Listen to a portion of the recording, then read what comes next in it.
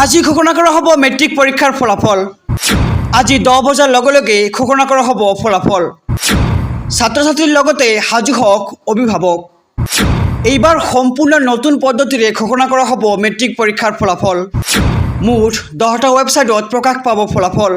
নমস্কাৰ, এই মুহূৰ্তত আহি পৰিছে মেট্ৰিক পৰীক্ষা দিয়া ৰাজ্যৰ লাখ লাখ পৰীক্ষাৰ্থীৰ বাবে ভাল খবৰ। অৱশেষত অতি জল্পনা কল্পনা আৰু বিতৰ্কৰ মাজেৰে অন্ত পৰিল 2025 বৰ্ষৰ মেট্ৰিক পৰীক্ষা।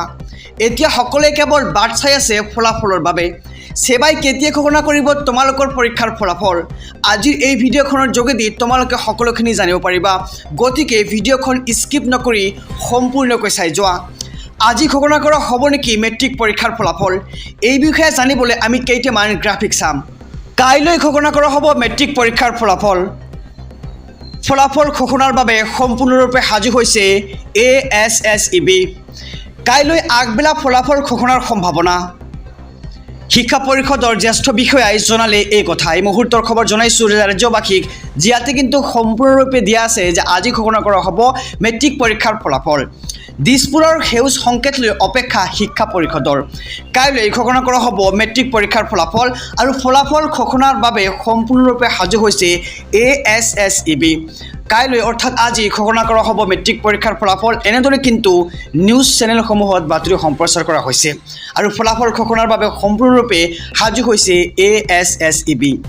ইয়াত তোমালোকে স্পষ্টকৈ চাব পাৰিলা যে কিছুমান নিউজ চেনেলত বাতৰি সম্প্ৰচাৰ কৰিছে যে আজি ঘোষণা কৰা হ'ব তোমালোকৰ পৰীক্ষাৰ ফলাফল, কিন্তু এইটো কিমান দূৰ সত্য?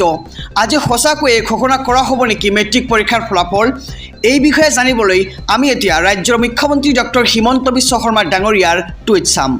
এইটো হৈছে ৰাজ্যৰ মুখ্যমন্ত্ৰী ডক্টৰ হিমন্ত বিশ্ব শৰ্মা ডাঙৰীয়াই কৰা এটা টুইট, য'ত লিখা আছে সকলো অভিভাৱক আৰু ছাত্ৰ ছাত্ৰীসকলৰ বাবে মেট্ৰিক পৰীক্ষাৰ ফলাফল কাইলৈ প্ৰকাশ কৰা নহয়।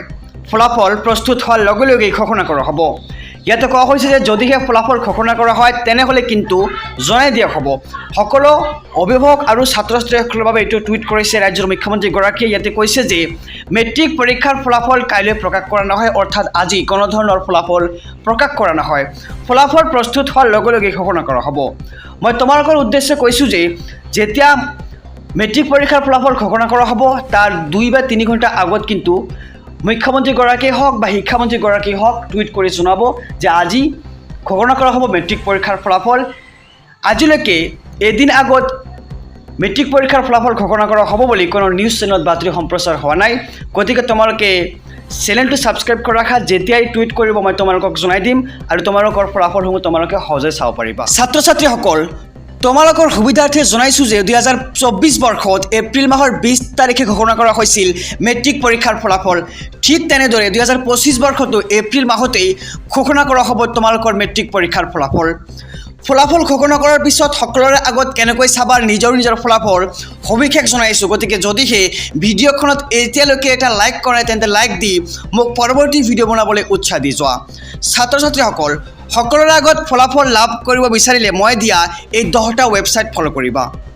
1 number website sebaonline.org, 2 number website resultsassam.nic.in, 3 number website www.indiaresults.com, 4 number website www.results.shiksha, 5 number website www.assam.shiksha, 6 number website exam.etc.com, 7 number website www.schools9.com, 8 number website assamresult.in, 9 number website www.jagranjosh.com আৰু 10 নম্বৰ ৱেবছাইট হৈছে www.vidyabhishon.com। আজিৰ video' ইমানেই। ভিডিঅ'খন ভাল লাগিলে তোমাৰ বন্ধুৰ সৈতে share কৰা আৰু প্ৰয়োজন হ'লে চেনেলটো ছাবস্ক্ৰাইব কৰি ৰাখা। ধন্যবাদ।